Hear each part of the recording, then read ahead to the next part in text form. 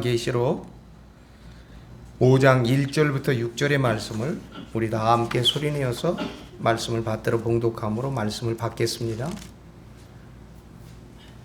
계시록 5장 1절입니다. 소리내어서 함께 봉독합니다. 내가 봄에 보좌에 앉으신 이의 오른손에 두루마리가 있으니 안팎으로 썼고 7인으로 봉하였더라.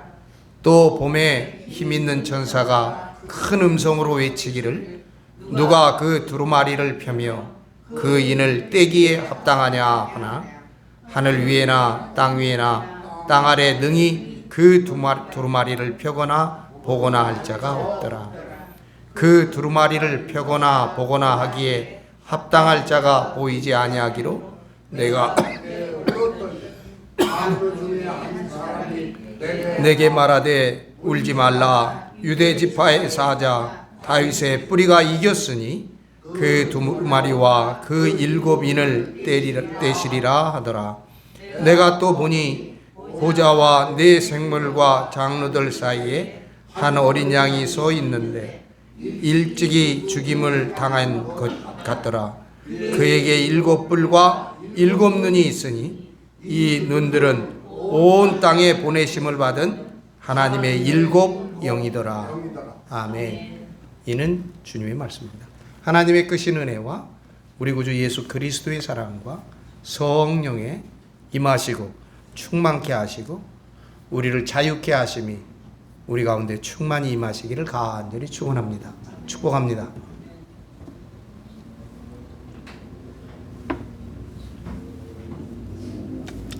오늘 김정희 씨 생일 축하해야 되는데요. 여성교회에서 심정희 권사님께서 케이크를 준비해 주셔서 예배 후에 차하고 케이크 한 쪽씩 함께 나누고 그렇게 축하하는 마음으로 함께 나누고 함께 돌아가시길 바랍니다.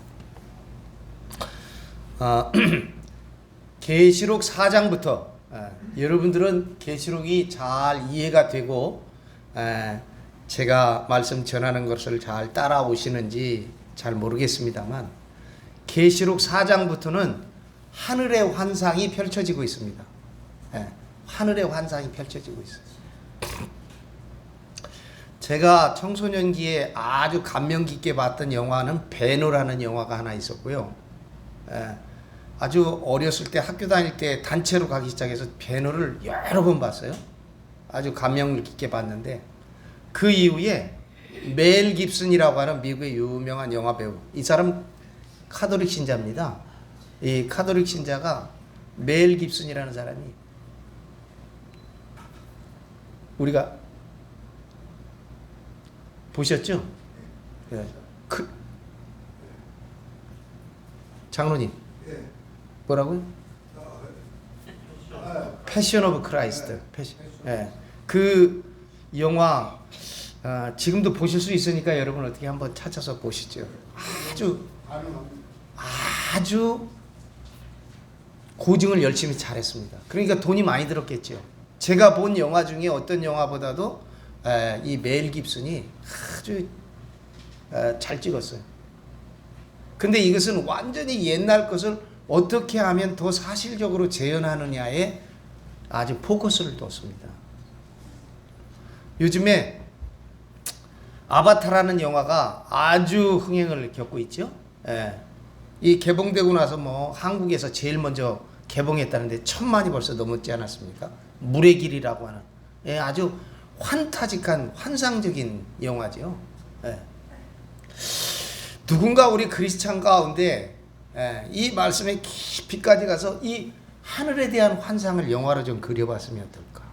그런 인재가 우리 가운데 나오기를 간절히 소망합니다. 우리 그리스도인들 가운데 누군가 이런 환상을 좀 그려낼 수 있으면 얼마나 좋을까? 그런 마음을 가지고 보고 싶습니다. 4장부터 하늘의 환상이 펴지는데요. 여러분들이 이게 잘 머리에 들어오실지 그려지실지 저는 알 수 없지만 여러분이 기도하고 또 이 말씀을 다시 읽고 제 말씀을 다시 보면서 4장과 5장이 열려지는 하늘이 여러분의 심령 가운데도 여러분의 영의 눈에게도 여러분의 안목에게도 열려지시기를 주의 이름으로 축복합니다. 이제 5장에 왔어요. 벌써 보좌에 관한 이야기가 끝났고요. 보좌 그 다음에 5장 1절입니다. 내가 보매 보좌에 앉으신 이의 오른손에 보좌에 앉으신 이의 오른손에 두루마리가 있으니, 요즘엔 두루마리 그러면 화장실에 쓰는 휴지만 생각나지만요, 그 두루마리가 아닙니다. 생기긴 그렇게 생겼는데 책입니다. 이게 두루마리가. 우리 한문의 책자는 이렇게 한문에 책자가 있어요. 네모 2개를 낀 거. 이거는 중국에서 만드는 상형 문자지요. 중국은 대나무 껍데기에다가 글을 쓰고 그것을 엮어가지고 책이라고 했습니다. 그렇죠? 엮어서 보지 않았어요. 그래서 그 사람들은 책을 그렇게 상형 문자를 만들었는데, 과거 중동에서는 양을 잡아서 양의 겉껍데기, 이 양피를 잘 문댄 다음에 거기다가 글을 쓰는 거죠. 그래서 돌돌돌돌 많은 것이죠. 그게 두루마리예요. 그게 성경입니다. 성경은 두루마리에 썼어요. 그 다음에 이집트에서, 이집트 갈대 중에 가장 흔한 갈대가 뭐냐면 나일강으로 해서 저 고센까지 그 밑에 나일 델타 삼각주까지 제일 많은 풀이 파피루스라는 나무가 있어요. 파피루스. 이 갈대인데요, 이렇게 잘라보면 삼각형이 되어 있어요. 삼각형. 이집트에 가면 피라미드도 삼각형, 파피루스도 삼각형, 뭐가 또 하나 삼각형이 있다는데 그 파피루스. 지금은요 이 파피루스의 제조 공정을 자세히 잊어버려 버렸어요. 파피루스 제조 공정을. 지금은 우리나라 고려 청자 재현하듯이 이 파피루스, 이게 나중에 영어가 되면서 페이퍼가 됩니다. 페이퍼. 책이 되는 거예요. 종이가 되는 거예요. 그 사람들은요 이 파피루스를 잘 껍데기를 왕굴처럼 잘 다듬은 다음에 이렇게 종으로 놓고 횡으로 놓고, 그것도 이 바위 깎은 데다가 그렇게 놓고 거기다 무거운 돌을 올려놓으면 그게 종이가 된다는 거예요. 그런데 여러분, 그 종이가 지금부터 3,000년 4,000년 되게 썩지를 않고 있어요. 그러니까 우리나라로 치면 닭나무로 만드는 한지가 파피루스 다음은 좋다는 거 아니에요. 그 지금 프랑스의 외교 오래된 고문서들을 복원하는 데는 우리나라 한지를 쓴다고 해요. 그게 최고라는 거죠. 네. 근데 예전에는 두루마리에 썼어요. 두루마리. 제가 이스라엘에서 오면서 여러 번 이 두루마리를 사갖고 오려고 그랬어요. 이스라엘 사람들이 읽는 두루마리. 양피는 아니고 지금은 종이로 됐겠죠. 종이를 꼭 두루마리 같이 생겼어요. 이렇게 봉이 있고 거기에 종이가 말려 있어요. 동그랗게. 그러니까 어떻게 했겠어요? 동그라우니까 이 통도 동그래요. 그래서 통에다 항상 넣어갖고 있어요. 동그란 통에. 그 통을 열면 통이 반으로 열리겠죠. 그럼 이쪽에서는 감고 이쪽에서는 피면서 성경을 읽어요. 지금도. 지금 가지고 있는 것은 거의 기도서나 뭐 이런 것들은 책으로 되어 있는데요. 물론 책도 있지만 지금 히브리인들이 회당이나 성인식을 하거나 아주 중요한 중대사를 할 땐 그 성경을 봅니다. 그래서 아이가 처음에 예루살렘 서쪽 벽에 가면 성인식을 할 때 그 성인식 하는 아이가 원래 그 통을 들고 행진을 해요. 그래갖고 통을 딱 열으면 반으로 열려 있잖아요. 이쪽에서 피고 이쪽에서 감으면서 성경을 읽어요. 굉장히 큽니다. 통이.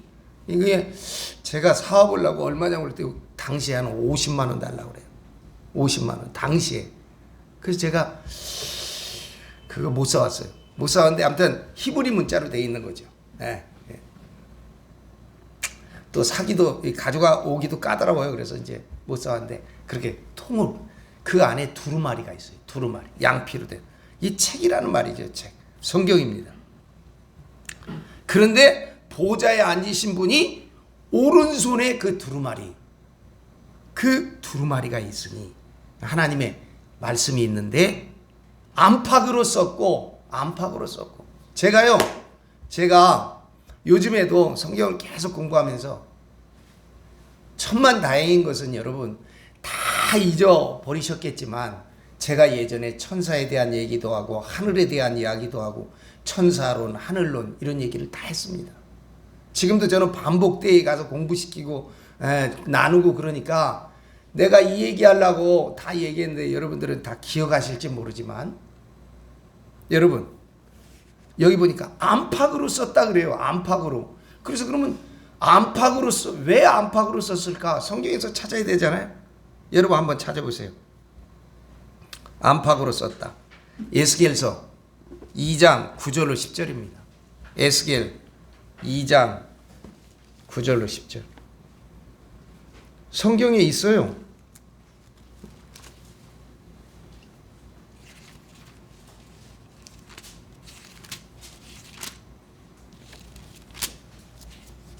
에스겔서 2장 9절로 10절 찾으셨으면 이제 한번 읽어보겠습니다. 내가 보니 보라 한 손이 나를 향하여 펴지고 보라 그 안에 두루마리 책이 있더라. 그가 그것을 내 앞에 펴시니 그 안팎에 글이 있는데 그 위에 애가와 애곡과 재앙의 말이 기록되었더라. 아멘. 두루마리를 에스겔 선지자가 여기 지금 사도 요한과 비슷한 사람이죠. 환상으로 봤더니 한 손이 보여요. 그리고 그 안에 그 손에 두루마리가 있죠. 그거를 폈더니 안팎에 글이 있어. 안팎에. 오늘 똑같잖아요. 안팎에 글이 있어요. 그 글을 보니까 뭐예요? 애가와 애국과 재앙의 말이 기록되어 있다. 그럼 뭐예요? 안팎에 쓴 글은 뭐예요? 심판과 재앙과 비밀이 빠짐없이 자세하게 기록되어 있습니다.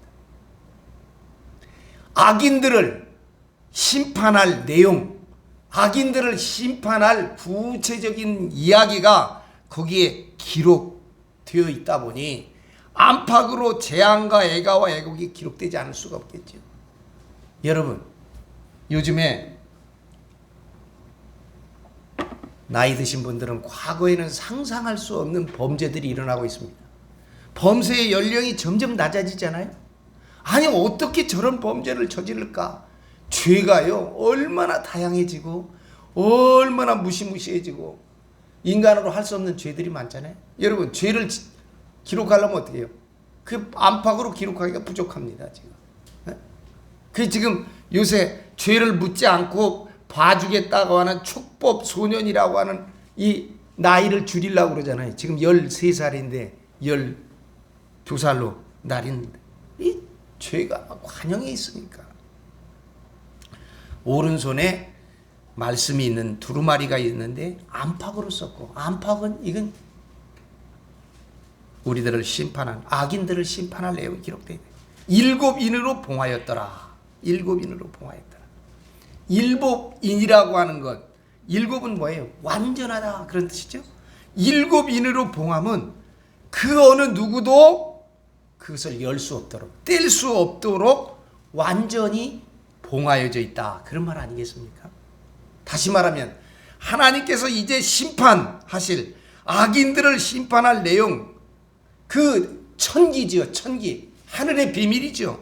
그 천기, 악인들을 심판할 내용들을 누설하지 못하도록 7인으로, 완전한 인으로 지금 봉해져 있다.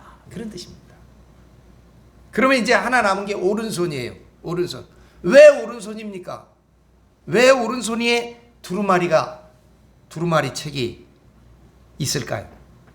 여러분, 오른손은 창조의 손이요, 율법을 기록한 손입니다. 신명기 33장 2절에 보면 그의 오른손에는 그들을 위하여 번쩍이는 불이 있도다. 그 번쩍이는 불로 십계를 쓰잖아요. 강력하고 능력 있는 손입니다. 시편 89편 13절에 보면 주의 팔에 능력이 있사오며 주의 손은 강하고 주의 오른손은 높이 들리우셨나이다. 뿐만 아니라 오른손은 축복을 주는 손입니다. 우리가 잘 아시죠? 창세기 48장 보면 14절 이하에 야곱이 그 아들 요셉에게 가서, 요셉이 애굽에서 낳은 두 아들이 있어요. 므낫세가 큰 아들이고 에브라임이 둘째 아들인데 자꾸 오른손을, 이게 무슨 손이에요? 축복의 손인데 이 손을 자꾸 에브라임에게 갖다 대는 거예요.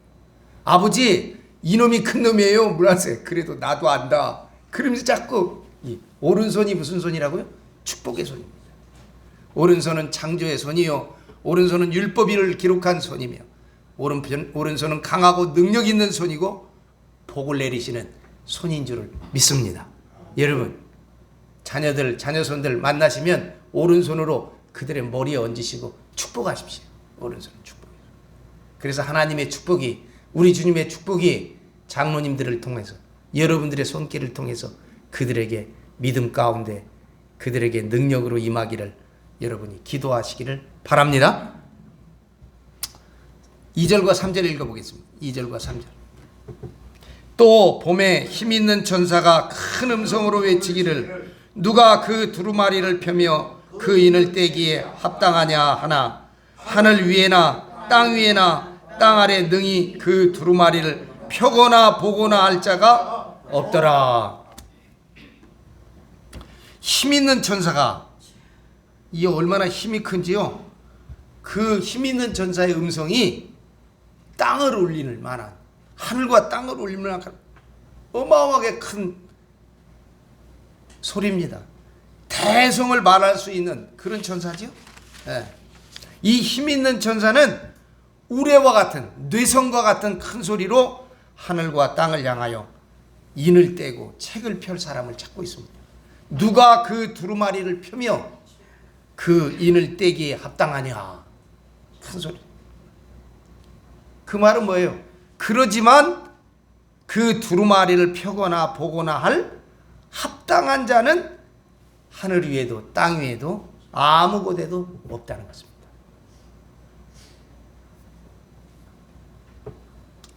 하늘 위는 말씀드린 대로 천사의 세계죠. 하늘의 세계.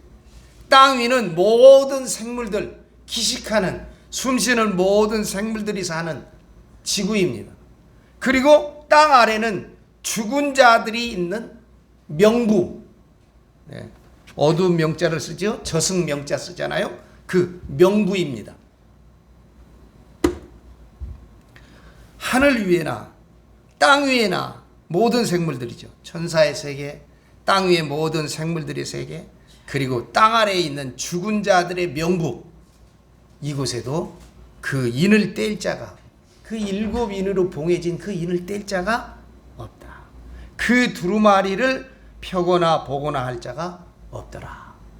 누가 보니까 지금 사도 요한이 보니까 그래요. 힘 있는 천사가 부르짖고 있느냐, 합당하냐.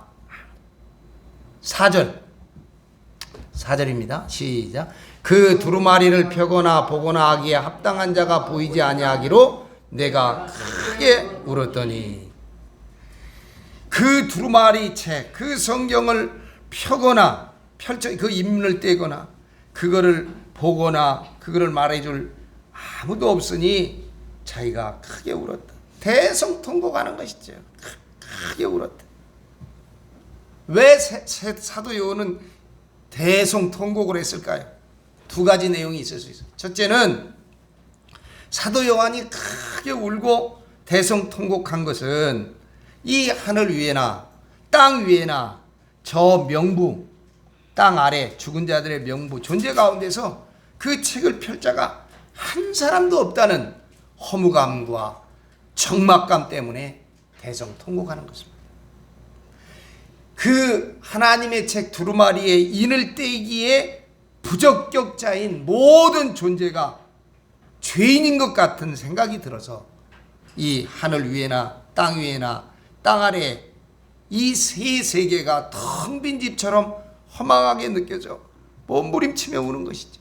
여러분, 그래서 로마서도 있잖아요. 의인은 없나니 하나도 없다. 여러분, 아브라함의 심정이 그렇잖아요. 저 소돔과 고모라에 의인 50이 있으면, 아니 의인 45명이 있으면, 의인 40명이 있으면, 의인 30명이만 있으면, 의인 10명만 있으면, 여러분 그렇게 부르짖어서 의인이 없다는 거 아니에요. 결국 그 소돔이 무너질 때 여러분 아브라함의 심정이 어땠을까요?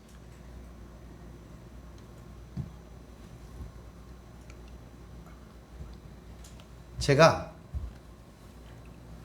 춘천에서 목회할 때요, 미국의 캘리포니아, 우리가 잘 아는 오렌지 카운티가 있어요. 오렌지 카운티. 우리나라 같으면 구 같은 성격이죠. 그 밑에가 얼바인이라는 데가 있어요. 그 미국의 부자인 유대인들이 이제 뉴욕 시내에서 살다가 거기 막 흑인들이 막 많고 말이에요. 저 치안이 좋지 않고 그러면 시내에서 뚝 떨어지는 오렌지 카운티를 개발해서 거기서 살다가 거기 뭐 오렌지가 많이 나왔나 봐요 옛날에. 그 밑에 얼바인으로 더 내려가서 거기다가 유대 마을을 집을 잘 짓고요. 거기다가 자기네들이 얼바인 대학이라는 대학을 만들었어요. 유대인들이 만든 대학, 세운 대학이에요. 근데 명문이야. 왜? 돈이 많으니까. 그리고 좋은 선생님들이 있으니까. 예. 제가 예전에 서울여자신학교에서 강의를 한 적이 있는데 항상 축제 때면 그 이사장이신 목사님이 지금은 세상 떠나셨는데 나한테 꼭 물어봐요. 장 목사님, 예, 어떻게 하면 이 신학교를 좋은 학교를 만들 수 있을까? 어떻게 하면 명문학교를 만들 수 있을까? 그게 그 양반 살아산 전 꿈이었던가 봐. 늘, 네, 좋은 선생님들을 모셔야죠. 좋은 선생님들.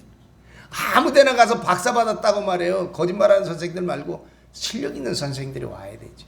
어떻게 하든지 그 선생을 모셔야 그 선생을 따라서 좋은 학생들이 오지 않겠어요. 이 얼바인 대학이 있어요. 유대인들이 세운 아주 좋은 대학입니다. 제가 가봤는데 이 지금 한국 학생들이 많이 가 있어요. 그 얼바인에 옛날에 베델교회, 지금도 그 교회가 있는지 모르겠어요. 그 베델교회가 아주 크고 거기서 아주 제일 큰 교회라고 그래서 거길 가봤습니다. 제가 아침에 예배를 하러 갔어요. 예배를 하러 그 입구를 딱 가니까 제가 보기엔 전도사님들이에요. 그 사람들은 늘 사람들을 다 아니까 교회가 아직 짓기 전인데 거기는 옛날 교회죠. 1층 단층 건물로 들어서니까 저한테 딱 붙잡고 물어보더라고요. 아, 어디서 오셨습니까? 그러니까 안다는 얘기죠. 교인들 다 안다는 거죠. 그래서 제가 그랬을 때 저는 춘천 서북교회에서 서북교회 섬기는 장완성 목사인데 여기 왔다가 이 교회를 꼭 들여서 예배도 하고 교회 좀 보러 왔습니다. 그랬더니 아이 그러시냐고 어서 오라고 메모를 하더라고요. 입구에서 환영하는 분들이에요. 그래서 이제 가서 그때는 단층으로 되어 있는데 굉장히 크더라고요. 한 400~500명 예배를 드리는데 가서 예배를 잘 드렸어요. 지금은 은퇴한 손인식인가 그런 목사님인데 이제 그 양반이 또 소개도 하더라고요. 새로 오신 새로운 사람 많지 않으니까 춘천 서북교회에서 목회하신 장화성 목사님이 우리 교회 방문해 주셨다고 환영한다고 환영도 받았어요. 그랬더니 그러고 나니까 저는 몰랐는데 춘천에서 이민 온 사람들이 저를 다 모시고 가더라고요. 가보니까 이분들이 대부분 옛날에 춘천 고향을 두고 있어요. 특히나 그 중에서도 춘천에 캠페이지라는 미군 부대가 있었거든요. 그 캠페이지 담벼락, 행길 건너 담벼락이 제가 시무하던 서북교회가 있어요. 아주 오래된 교회, 6.25 때 만드는 교회니까. 그러니까 너무나 잘 알죠. 길만 건너면 교회가 있으니까. 감리교회로는 큰 교회니까. 제가 그 교회 시무하고 있을 텐데. 그러니까 그분들 보니까 대다수가 장로님, 권사님 이런 분들이 대부분 저 캠페이지에서 일했어요. 옛날에. 군무원으로 미군 부대에서 일한 거예요. 그러다가 이리로 이민 와갖고 여기서. 근데 이 얼바인에서 산다 그러면 괜찮게 사시는 분들이에요. 근데 그 교회 특색이 있습니다. 가보니까 교회 곳곳에다가 쭉 현수막을 걸었어요.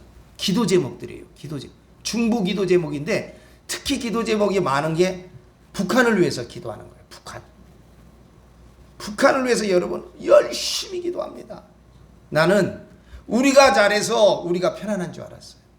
그랬더니 그 사람들은요 북한과 교류를 또 해요. 왜냐면 미국에 사는 미국 시민권자들이니까 자유롭잖아요. 한국보다.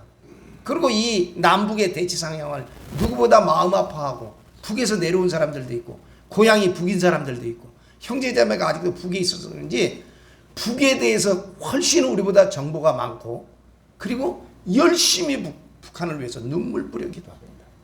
그 제가 거기 가서 그 분위기에 느낀 거는 그 표 같은 거 보면서요. 우리보다 훨씬 구체적으로 그들을 위해서 중보 기도하는데 중보 기도할 때 그 앞에서 막 눈물 흘리면서 기도합니다. 이 중보자의 마음이라는 게 그거죠. 여러분 우리가 이 사도 요한처럼 우리가 자녀를 위해서든지 가정을 위해서 영혼 구원을 위해서 이 충분히 기도하는 거예요. 그럴 때 정말 눈물이 나지 않습니까? 한 영혼을 위해서, 자녀들을 위해서, 가정을 위해서, 믿음을 위해서 기도할 때 눈물이 나거든요. 나 위해서 기도할 때보다. 네? 통곡하는 거예요, 지금.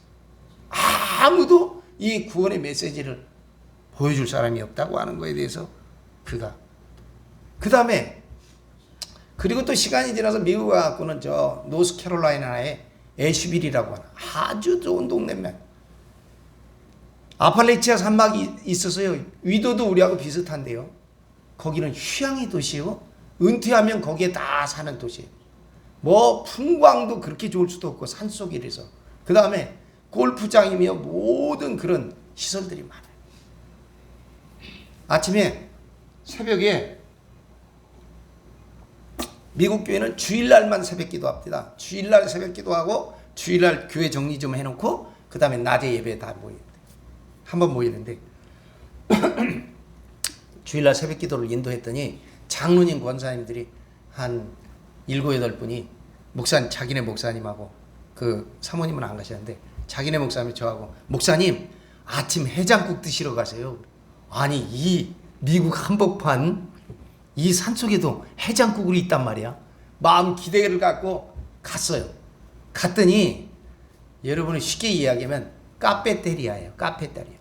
음식 가지수가 한 30가지도 넘는데 쭉 진열을 해놨어요. 내가 대충 봐도 한 100명은 먹을 수 있을 것 같아. 그러면 우리가 이렇게 쟁반을 들고 가면서 이거 주시오. 이거 주시오. 그러면 다 받아가지고요. 맨 끝에서 딱 계산을 해요. 웬만한 건 주고 메인 몇 가지 계산하나 봐. 그리고 갖고 와갖고 거기 스프도 있어요. 갖고 와서 먹는 거예요. 그런데 장로님들이 이게 우리 해장국이에요. 아침 새벽부터예요. 그게 아침 새벽부터 보니까 경찰관들 뭐 이런 사람들이 다 와서 아침 먹는 거예요. 그러니까 그분들이 생각할 때 한국 해장국집 생각하는 거죠. 예. 그 아침 일찍도 하고 대부분 저거는 뭐 늦게 열거든요. 그런데 우리가 한참 얘기하는데 저쪽에 있던 한 팀 중에 대표 몇 사람이 오더라고요. 그러더니 어디서 왔냐고. 그래서 한국에서 왔다고. 그랬더니 자기들이 무슨 회의를 지금 하고 있냐면 자기들은 북한에다가 우물 파주는 단체래요. 우물 파주는 단체. 그러니까 우물만 파주겠어요. 내놓기는 우물 파준다고 그래놓고 북한의 여러 가지 일을 돕고 하는 거죠. 그런 얘기를 하면서 명함을 주면서요. 근데 그 새벽에 그 북한을 위해서 모여가지고 자기들끼리 회의하고 거기를 중보하고 그러면서 목회자들이에요. 목회자들. 어떻게 모여있는지 구성원은 잘 모르지만 한 테이블에 거기 그 양반들이 다 앉아있더라고요. 야, 그 제가 미국에 돌아다니면서 생각하면서 그래. 한국이 이렇게 편안한 건요. 우리가 잘해서 절대 아닙니다. 어? 우리는 그냥 아웅다웅 할 줄만 알지. 정말 우리가 그렇게 북한을 위해서 눈물을 흘려 기도하는가. 열심히 기도합니다. 아니 우리하고는 아무런 관계가 없는 외국인들도 그렇게 기도하는 걸 보면서 제가 그때 그 선교팀들 만나고 그러면서 그러기 때문에 우리가 평화가 유지되고 있구나. 그런 생각을 많이 했습니다. 그렇게 중보의 눈물이죠. 두 번째는 여러분 책을 이 두루마리를 펼치지 못하면 구원과 심판의 역사, 구원과 심판의 프로그램이 성취되지 않고 멈춰버릴까봐, 중지될까봐 걱정이 된 나머지 그는 울기 시작합니다. 이 두루마리 책에 기록된 내용은 심판을 받을 자들에게는 사형 선고이고 재앙의 무서움이 기록된 책이지만 구원을 받을 성도들에게는 해원의 책, 원통한 마음을 풀 수 있는 해원의 소식이요 희망의 말씀이기 때문에 만약 이 책이 개봉되지 못하면 성도들이 어떻게 될 것인가 걱정스러워서 지금 사도 요한이 눈물을 흘려 통곡하는 것이죠. 여러분, 하나님의 구원의 역사를 붙들고 기도하며 눈물을 흘린 것처럼 자녀들의 믿음, 우리 주변의 믿음, 저들의 구원을 위해서도 우리가 눈물을 흘려 기도할 수 있는 올 한 해가 되기를 바랍니다. 부탁드립니다. 5절입니다. 장로 중에 한 사람이 내게 말하되 울지 말라. 유대 지파의 사자 다윗의 뿌리가 이겼으니 그 두루마리와 그 일곱인을 떼시리라 하더라. 장로 중에 한 분은 곧 24장로 중에 대표겠지요. 그렇죠? 24반열에 있는 24장. 멜기세덱의 반차를 쫓는다고 그랬죠. 예. 예수님은 멜기세덱의 반차를 따라 대제사장이 되었으므로 일곱인을 뗄 자를 소개할 때도 아마 24장로의 대표적인 수석 장로님이 나섰던 것일 것입니다. 유대지파의 사자, 유대지파의 사자 누굴까요? 다윗의 뿌리 누굴까요? 더군다나 다윗의 뿌리가 이겼으니 성경을 찾아보면 창세기 49장 9절에 보면 이런 말씀이 있습니다. 유다는 사자의 새끼로다. 내 아들아 너를 움킨 것을 찢고 올라갔도다. 그가 엎드려 웅크림이 수사자와 같고 암사자 같으니 누가 그를 범할 수 있으랴. 유다 지파의 사자. 사자는 여러분 이긴 자를 말합니다. 이긴 자의 표상이죠. 이긴 자의 상징입니다. 마귀와 싸워 이긴 예수님의 십자가의 용기, 도의 용기를 여기 표하고 있습니다. 그 다음에 다윗의 뿌리다. 이사야서 11장 1절과 10절에 나오죠. 이새의 줄기에서 한 뿌리가 한 싹이 나며 그 뿌리에서 한 가지가 나서 결실할 것이요. 10절에 보면 그날에 이새의 뿌리에서 한 싹이 나서 만민의 기치로 설 것이요 열방이 그에게로 돌아오리니 그가 거한 곳이 영화로우리라. 다윗은 이 그리스도의 왕권을 상징적으로 보여주는 존재입니다. 메시아께서 예수께서 이제 재림하시는 예수는 우리가 예수가 아닌 다른 이름이 있다 배웠습니다만 그 메시아께서 다시 오실 주께서 두루마리와 그 일곱 영을 떼시리라. 할렐루야. 네. 여러분 그날이 가까우면 가까울수록 악인에게는 재앙의 날이요 두려움의 날이요 심판의 날이지만 구원받을 의인에게는 그날이 뭐예요? 구원의 날이에요. 복된 날이에요. 주님이 오시는 그때가 되면 환난이 임하고 재앙이 임할지 모르지만 주 예수 그리스도로 말미암은 이들은 기뻐하고 즐거워하고 소망이 넘치는 그러한 삶이 될 줄로 믿습니다. 그렇게 되시기를 주의 이름으로 간절히 축원합니다. 축복합니다. 6절입니다. 내가 또 보니 보좌와 네 생물과 장로들 사이에 한 어린 양이 서 있는데 일찍이 중임을 당한 것 같더라. 그에게 일곱 뿔과 일곱 눈이 있으니 이 눈들은 온 땅에 보내심을 받은 하나님의 일곱 영이라. 아멘. 한 어린 양이 서 있다. 어린 양 예수 그리스도의 상징이죠. 그 다음에 여러분 일곱 뿔과 일곱 눈이 있으니 온 땅에 보내심을 받은 하나님의 일곱 영이더라.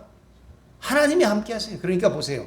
여기에서도 우리가 알 수 있는 건 성부와 성자와 성령 삼위 하나님인 것을 알 수 있어요. 아버지와 하나님이 같아요. 그런데 다 이걸 부인하거든요. 특히 여호와 증인들은 이거 부인한다는 거예요. 삼위일체. 아버지는 아버지시고 아들은 아들이지 왜 아버지와 하나님이 함께하냐. 그렇게 이해를 못하는 거예요. 네 생물과 24장로들은 하나님을 모시고 옹유한 하나님의 호위천사 근위의 존재들인데 이들 가운데 어린 양이 서 있어요. 예수 그리스도가 선 것은 메시아로서 가장 중심적인 위치에 자리하고 있다 하는 것을 볼 수 있습니다. 한 어린 양이 서 있는데 어린 양 곧 유월절에 잡은 희생제물이죠. 출애굽기 12장 1절로 5절 나중에 참고해 보십시오. 너희 어린 양은 흠없고 일련된 수컷으로 하되 양이나 염소 중에 취하라. 어린 양을 취할 것인데 예수님은 우리 인류의 죄를 대속한 속죄양이 되셨기 때문에 그를 어린 양이라고 표상합니다. 어린 양은 일련된 양으로 발정하지 않은 양입니다. 즉 성적으로 무흠한 양, 흠과 티가 없는 깨끗한 양을 말합니다. 이단들은요 어떻게 하든지 예수님을 어떤 여자하고 막 묶어 세워서 그를 신적인 존재가 아닌 것으로 있고 말이에요. 사람적인 타락한 그런 걸 엮는 책들이 얼마나 많은지 몰라요. 그래서 뭐 막달라 마리아가 어쨌느니 뭐 어쩌저쩌는 예수님은 여러분 수총각이죠. 순결한 몸으로 십자가에 달려 보혈을 쏟은 하나님의 어린 양이요 우리의 구주가 되시는 줄로 믿습니다. 일찍 죽임을 당한 것 같더라. 일찍 죽임을 당했다라고 하는 것은 천수를 누리지 못하고 요절한 죽음을 의미합니다. 메시아이신 예수님의 십자가의 예수를 지칭하는 것을 누구도 볼 수 있습니다. 골고다에 우리 옆에 벽에 있어요. 성묘교회, 거룩한 무덤교회라는 교회가 있어요. 예수님의 무덤이 있는 골고다입니다. 그러나 더 정확하게는 빈 무덤이죠. 예수님 부활하셨으니까. 그 무덤교회 안에를 들어가 보면 여러 처소가 있어요. 예수님이 십자가를 지고 거기에 십자가를 지고 온 사람은 예수님은 아니고 누구예요? 예, 저 아라비아 사람이 지금 대신 지고 왔잖아요. 그걸 내려놓은 자리. 그 다음에 예수님을 십자가에다 놓고 못을 박은 자리. 그 다음에 예수님의 십자가를 세운 자리. 그리고 예수님이 십자가에서 내리셔가지고 예수님에게 수의를 입힌 자리. 이런 자리가 순서대로 이렇게 있어서 이렇게 좀 올라가가지고 그걸 보고 내려오면 예수님이 수의 놓은 자리가 있어요. 그래서 거기다가 전 세계 사람들이 다 입을 맞추고 그래요. 빨간 돌이 있는데 우리 이 앞에 강대상만 해요. 그런데 여러분 중요한 게 있어요. 이렇게 올라가서 그 예수님의 십자가에 딱 박은 자리가 있어요. 예수님 십자가의 자리. 거기 보면 그 박혔던 십자가는 없지만 그 자리에 보면요 이렇게 홈통이 있어. 십자가를 거기다 박았대요. 사람들이 각 홈통에 뭐 있나 하고 손을 다 집어넣어 봤던데 유리로 보면 그 옆에 바위가 금이 간 바위가 있어요. 금이 간 바위. 그리고 예수님의 십자가에서 내린 보혈이 그 바위 틈을 졸졸졸졸 따라서 그 골고다를 옆 계단으로 내려와서 들어가 보면 거기에 아담의 묘가 있다는 거예요. 아담의 묘. 그냥 교단이에요. 단인데 제가 말하고 사람 막 하니까 장로님들 잊어먹으셨어요. 저게 아담의 묘랍니다. 신학적으로 그게 아담의 묘가 있어요. 그래서 어떻게 돼요? 예수 그리스도의 보혈이 십자가의 보혈이 하나님께 순종하지 못하여 타락하고 죽은 그 아담의 범죄를 그 보혈로 씻겨준다는 거예요. 에? 그게 그 신학적으로 그렇게 돼 있어요. 예수님의 십자가 선 밑에 층에 보면 아담의 묘자리가 있어요. 아담은 930세까지 삽니다. 장수했죠. 그러나 그의 속사람, 그의 생명은 선악과를 따 먹자마자 죽었는데 그때 아담의 나이는 몇 살이었을까? 그때 아담의 나이가 33세라는 거예요. 전통적으로. 아담이 헛개비와 같은 이 헛육신을 가지고 930년 천수를 누렸지만 그의 영은 33세, 30대의 젊은 시절에 이미 요절하고 만 것입니다. 예수 그리스도께서 십자가에 달릴 때 33살이셨는데 이것은 아담이 33세에 죽었기 때문입니다. 첫 아담은 오실 분의 표상이므로 로마서 5장 13절이죠. 아담은 오실 자의 모형이라. 마지막 아담인 예수님의 죽은 나이는 곧 아담의 죽은 나이임을 우리는 미루어 짐작할 수 있는 것입니다. 930년 천수에 비하면 33살의 나이는 일찍 죽임을 당한 요절이 아닐 수 없습니다. 일찍 죽임을 당한 것 같더라. 이게 이제 첫 아담과 둘째 아담을 비교해 보지만 그렇다. 7뿔과 7눈이 있으니 7뿔과 7눈은 여러분 뿔은 권세나 능력을 상징합니다. 7뿔은 완전하고 무결한 권세와 능력을 의미합니다. 7눈은 7등뿔이다. 우리가 지난번에 스가랴 3장 9절, 스가랴 4장 10절에 여호와의 눈이다. 7눈이 있으니 여호와의 눈이라. 그런 말씀입니다.